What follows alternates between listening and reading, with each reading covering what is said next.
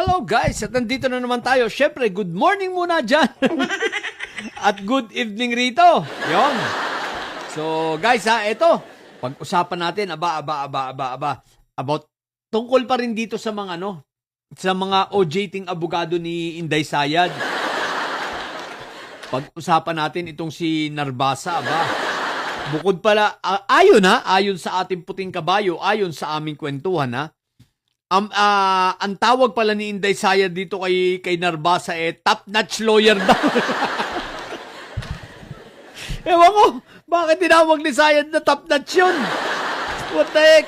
So, ibig sabihin, ito pala si Narbasa, sa grupo nitong ni Inday Sayad ng mga lawyers, ito na pala halos ang isa sa pinakamagaling at parang sumusunod raw sa kagalingan pagdating sa kagalingan kasunod dito ni Manay Lolit. What the heck? So, ito na pala yun. Top-notch lawyer ni Sayad. Ay, Diyos ko po, Rudy. I object. Objection, Your Honor, no? Pag yan po ang top-notch, naku po, Rudy. Pangita naman, yan ang literal at kinain ang buhay ni Atty. Ligutan. Sa sobrang inis niya, napigilan lang kasi napansin, sa sobrang inis nito ni Miss Tapia, aka Manay Lolit, si Manay Lolit magwo-walk out. Hindi kinaya. Sa isip-isip, ano ba ito pinasok namin? Di ba? Sa isip-isip, ano ba ito? Bakit magiging ito pinasok namin ito? Naku po, Rudy. So, yung okay, 2 na ang nasusunog, 2-0 na ang score, mga didilis, Kita nyo naman, 2-0, nung unang araw, nasunog. First day pa lang, sunog na agad si Manay Lolit, mas malupit ang pagkakasunog nito ni talagang abo.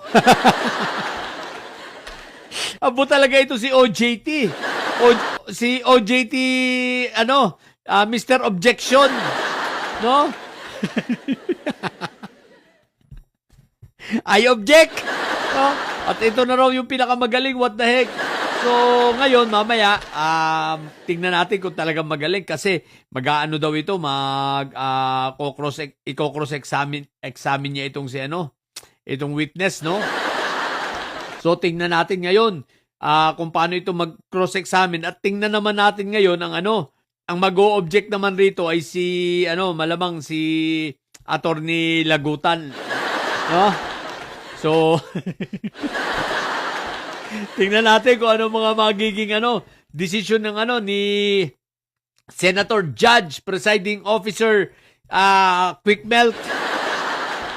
Tingnan natin kung ang mga objection ba ay isusustain or ang objection ay di-denied rin, no? No? O tingnan lang natin, pero basta kahapon sa nangyaring trial, score na naman ang prosecution. 2-0. Ang nakakatuwa yung top-notch lawyer. Top-notch na pa ito. Hinayupak na to. Sinunog lang. Ano ba yan? Inday Sayad. Pero guys, nagtataka ako na wala yung mga seasoned lawyer na mukhang yung pala yung mga nag-atrasan, Yung mga seasoned lawyer na pinagkukuha ni Sayad, ang pinadala na lang nitong mga ito yung mga OJT. Kasi nga naman ayaw nilang mapahiya sila, no? Mapahiya ng harap-harapan. Isipin mo paano mo ipagtatanggol yan. Paano mo, alam mo ang problema nitong mga nasa defense, no? Itong mga abogado ni Sayad. Kung paano papalabasin na AI yun. Na yung video ay AI. Gusto nga nila, pati itong witness, palabasin AI. Gusto, pinag-iisipan nila. Sabi, magmo-motion. Bakit anong motion yan? Hindi, yan? Yung witness ng AI. Yung witness ng prosecution, AI yan. Pati NBI gusto gawing AI. Nasisira na ang ulo nitong mga didilis. Ay, Diyos ko po, Rudy. Akala ko pa naman, isipin mo, mga pangalan, no? Fortune Law Office, Narbasa, What the heck, mga kilalang mga law office na magagaling yan, nyari na. Bakit ito ang mga pinadala ninyo? Bakit naman grabe naman kayo. Binabayaran naman kayo ni Sayad, tapos ang padadala nyo OJT. Tinipid ba kayo? Wala na.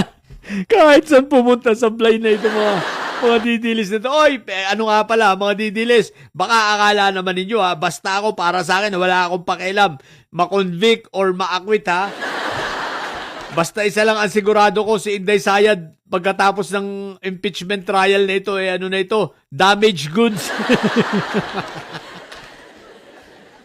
Wala na, bad order na yan. Ano na LO. Kumbaga, reject na. So, kaya sila magpo-focus talaga itong mga ito kay Barbie Baste. Kaya lang, si Barbie Baste, yung Davao City nga, hindi siya mananalo National pa, what the heck. Anyway, yun lang muna. Sa mga bobong didili siya, natatawa lang talaga ako. Sabi ba naman ng puting kabayo, pinagmamalaki pa raw naman, laki raw ng tiwala. Top notch ang tawag. Lang yan. Paano naging magaling na abogado? Ay, objection, Your Honor.